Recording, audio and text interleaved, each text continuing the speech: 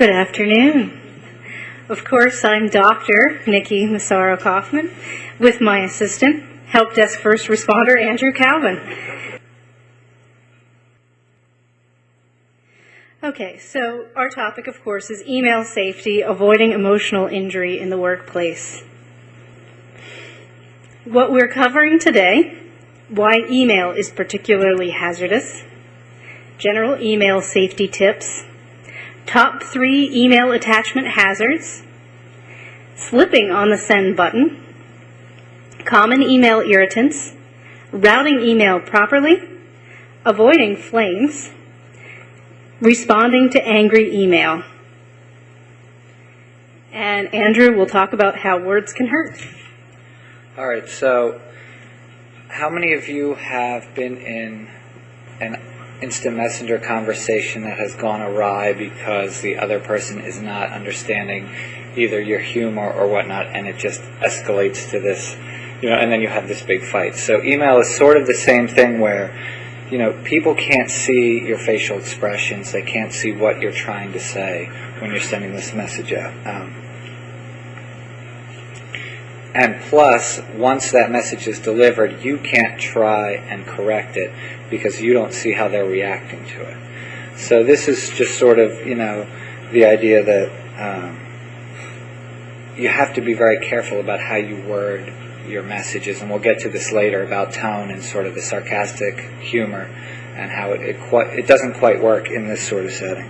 And then the third is, and this is just in particular, where certain people who are looking to pick a fight would be able to use your words against you if you don't tailor them right. So same thing with IM if you ever have that issue. Okay, so with that in mind, some general email safety tips before we get into the real meat of the presentation.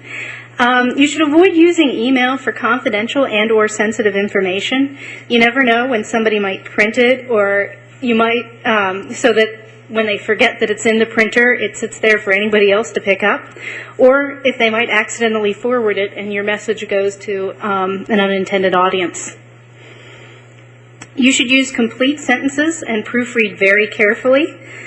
Email shouldn't be treated as an informal form of communication. You should be brief. No more than 1 to 3 short paragraphs, and by short paragraphs, I mean the paragraph should have 1 to 3 sentences themselves. And finally, I mentioned earlier, treat email like any other formal writing. That means use a salutation, dear sir or madam, or dear sir stroke madam, I believe Moss used in the clip. Use a closing, looking forward to hearing from you. And consider using a signature with your name, title, and contact information. So a lot of us, when we write an email, we write it and we hit send, and that's it. We send it out there. No proofing, etc. I'm sure every one of us has accidentally sent a message either to the wrong person or in a non-complete state. So, just sort of to get in the practice of, like any writing, proofing your work before you send. Take an extra minute. Double check that you have the right recipients, that, especially when you're looking up different names in this Penn State directory, there's a lot of people with the same last names, that you're not accidentally sending it to someone else. Check for spelling, punctuation, grammar. A lot of Eudora, Thunderbird, etc., they have spell checks. You can run them. Just to, it all reflects on you when you're sending these messages. So, attachments. I mean, how many of us have sent an email thinking there was an attachment there, and we actually forgot to include it, or we forgot to link to whatever web resource we're talking about? So just to double check that, and Nikki's up. Okay, so let's talk about the top 3 email attachment hazards, since Andrew just spoke about attachments. Number 1, the attachment was too large to be downloaded. If you're looking at something that's that large, consider using other spaces like the CMS, like Angel. Consider just sending the file on disk to somebody. Otherwise, that attachment might never reach them. Number 2, the attachment format was filtered or unreadable by the recipient software, or by some other process. For example, you don't want to send a zip via email.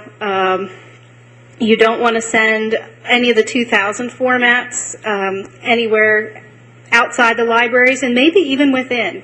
While we all have the same image for the new office, when people are working from home and checking things over the weekend, they might not have the latest and greatest Microsoft, and it would be a pain to have to wait and sit on a document over the weekend or have to look up a file converter to convert it to the older version.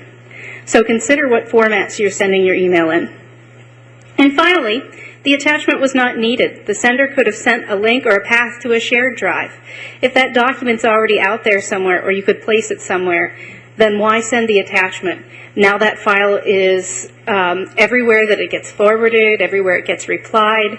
It's being placed in everybody's backups, which was the health issue I talked about last time. So consider putting that file somewhere else instead of using an attachment. Okay, protecting against common email irritants. These are just some recommendations. A lot of us don't really abuse these. It's just sort of, to keep these in mind. Avoid overuse of high priority. It's sort of hard to define what is a priority, but, in your mind, try to make a limit, because if every email you send is flagged high priority, your mailbox is basically, full of high priority, and you don't know which one to pick. So. Don't use read receipts. These are, where you ask to be verified that the person got your email. Proper email etiquette, you send an email, you wait a couple of days. If you hadn't heard back, you follow up or you give a phone call. You don't need to use read receipts, and they're actually kind of annoying. This is one a lot of us, I didn't actually know about this until I started doing this presentation and realized how big you can make your messages. When you're replying, take a snapshot of what you're trying to send back. You don't actually have to CC the entire message, especially now with modern email clients how they have threaded discussions. Thunderbird has it, so you can basically stack your messages. I think Gmail does the same thing. You don't actually need to CC. When you reply, you don't actually need to include the entire previous message. Cut out that sentence or two that you need to reply to, and leave it at that. This is another one just to be careful of. From a political issue, don't CC or BCC up the organizational chart. This is like, what the problem that happens is you send the wrong message. If I'm sending something to a coworker and I CC my boss, it almost is like, hey, I'm double checking and I'm sort of tattling on the person. Now, if you're actually working with somebody, like you're working with an associate dean and you want them to be part of the message, that's fine. But just be careful about how you use these. From a political standpoint, people could misread it on the other end, and that's where you start to get into that, misinterpretation of emails. Another one that is really important is we get this information and we are free to forward it to whoever we feel like. And to be really careful about that is to one method that I use is I will say to the person, let's say it's a help desk question or it's an ask question. You can say, I'm going to forward this to the expert in that area. They will be in touch with you, and that you let the patron know that, and then you ahead of time let the expert know, hey, I'm forwarding this to you. Can you please be in touch with these people? So usually that works pretty well. Instead of just blindly sending, I'm sending this to Sylvia and give the phone number and email, it's just, as far as, privacy, it's a better practice to use.